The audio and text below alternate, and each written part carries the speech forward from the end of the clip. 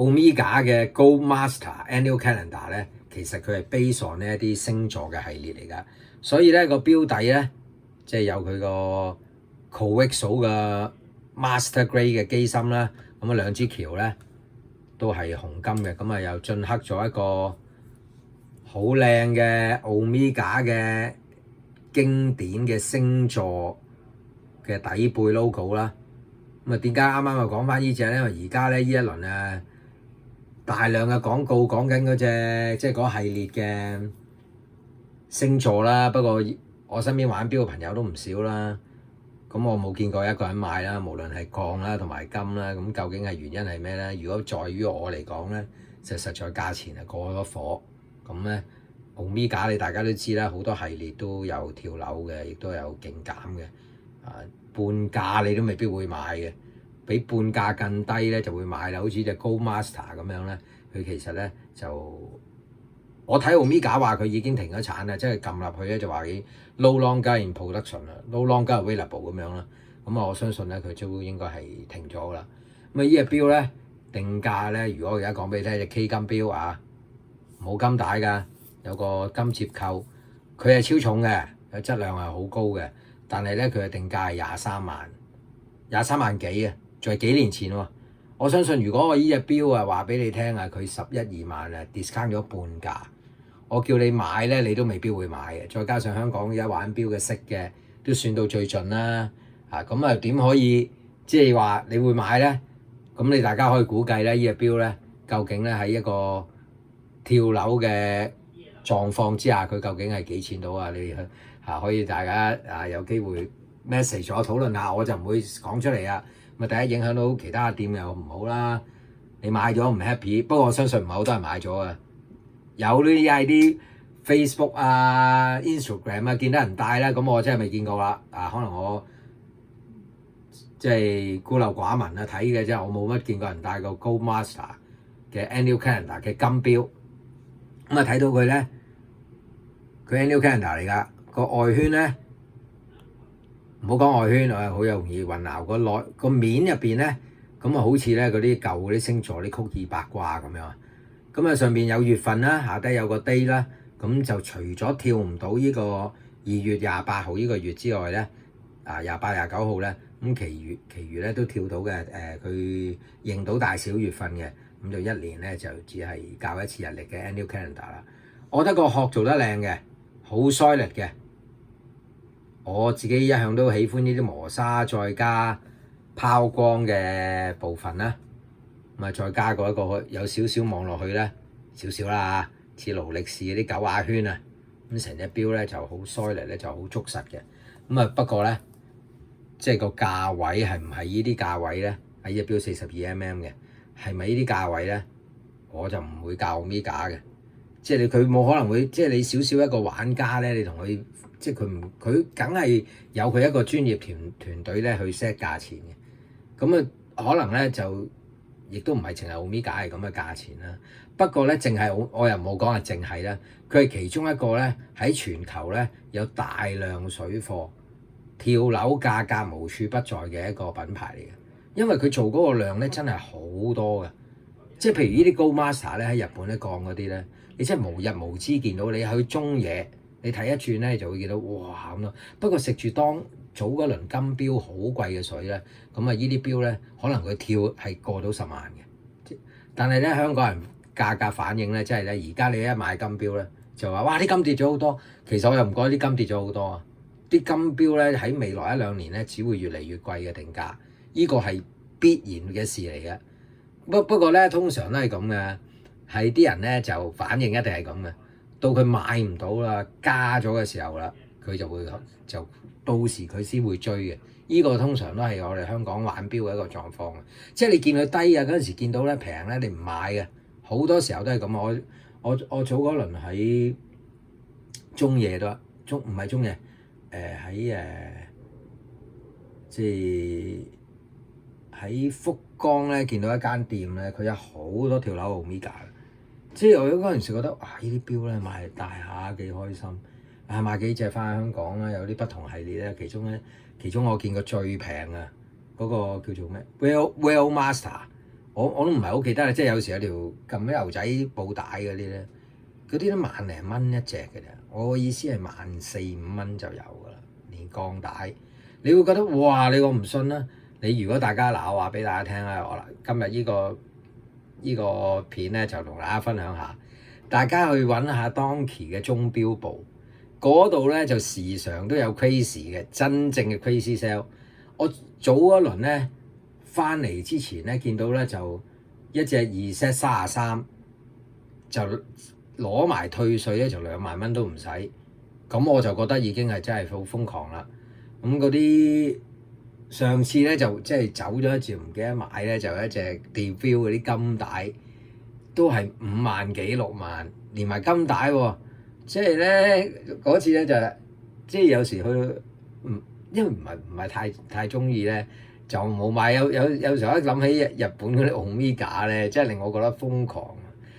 直情係即係我都唔知點形容俾大家聽。一個 Omega， 一個萬寶龍嗰啲普通嗰啲 model， 直情覺得咧哇！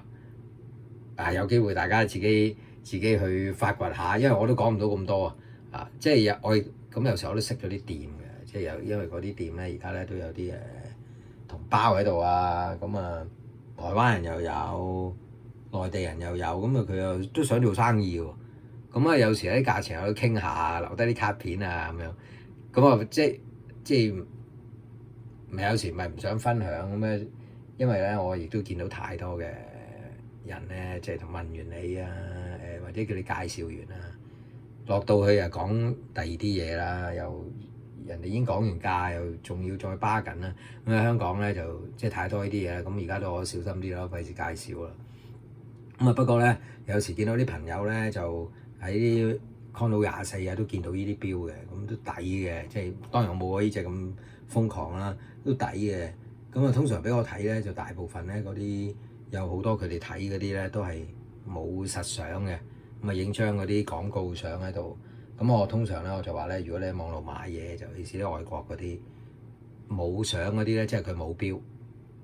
佢冇錶不特止咧，就佢直情咧到你收到嘅錢嘅時候咧，先去攞錶嘅，先去攞隻錶。第一佢可能攞唔到啦，人哋已經賣咗啦。第二攞翻嚟嘅 condition 未必如佢所講啦。咁即係見到嗰啲 website 啫，即係嗰啲 Condo 24嗰啲外國嗰啲 website 咧，有時啲即係國家費事講啦，啱啱話歧視啊。咁啊，即係冇實相嗰啲咧，就小心啲。有時有啲喺好遠嘅國家啲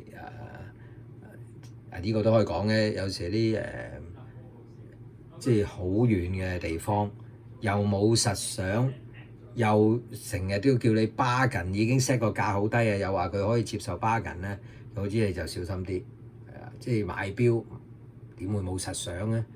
賣俾你嗰個人如果冇實相，根本冇錶喺手，咁佢點搞咧？即係小心啲，因為我即係 Condo 24話係咪啊？好安全咧，我相信安全嘅。你最後都會收到隻錶嘅，但係你收到嘅時候係咪咁咧？就即係你個自己考量一下啦。因為如果你有實相咧，你嗰件貨品就係你買嘅，你有啲咩都可以討論一下啊嘛。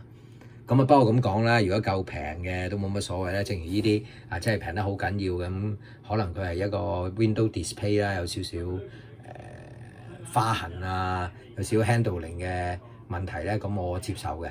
即係一向呢啲咧，我睇完啊，即係可能有啲人話，哇條帶好似啦地色喎咁啊，因為啲黑色滲落去，咁但係都 OK 啦。即係又唔，如果你有完美主義嘅，你咪啲定價買咯，20幾萬啊！有啲人啊，有時喺網路咧好多口氣好大嘅人，即係又或者麻煩人，佢買完即係啲金錶啊，有時喺鋪頭買有少少花痕，哇點會有花痕㗎新錶？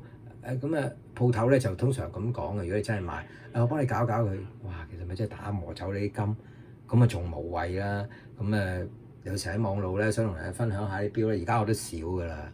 其實即係我諗呢個片咧，有時拍下咧，都有時都唔拍啦。有時有啲人講嘢啊，即係又話你玩啲咩錶，你又呢啲係廢又點？有時諗下嗰啲仁兄自己又係戴啲咩錶啦？可能嗰啲係好勁嘅人啊，戴翻隻 repeater 啊，戴翻隻唔知咩品牌咁啊批評咁樣，咁有時候我覺得貴有貴玩，平有平玩呢個事實嚟嘅，即係你唔好話有時候啲我都係始終咁講啦，有啲後生仔即係財力未夠，咁啊玩下啲普通先一級一級上，其實係啱。咁但係你一級一級上都買得小心啲，你唔好買啲毫無價值嘅。呢啲有時我都會同我身邊嗰啲後生嗰啲同事講啊，你有啲錶咧你唔掂唔好掂，唔係話佢有時話開心下，但係如果你呢啲快樂指數只係提供俾你好短時間即係嗰個標質係去唔到嗰啲 level 嘅，咁你有時買咗就最後就可能嘥咗嚿錢啦。可能你買咗4-5隻呢啲，買翻隻好啲嘅。咁都唔同啦，係啊，即係無不必要啊。但係如果你有財力好夠嘅，你咪花喺嗰啲無謂錶嗰度咯。咁呢個冇問題啊。但係你話即係譬如呢啲 Omega 咁，當然佢定價好貴，我覺得好貴，20幾萬完全失去理性。我話嘅根本我唔會相信有啲人係咁啊，唔好咁講啊，即係總有啲啊。即係我哋玩開錶嘅，我同你講就 Omega 7折，你即刻哇點買啊？我 even 聽到半價。我而家同你講呢隻錶半價，你會唔會願意俾成12萬買呢隻錶咧？咁就係另一回事啊！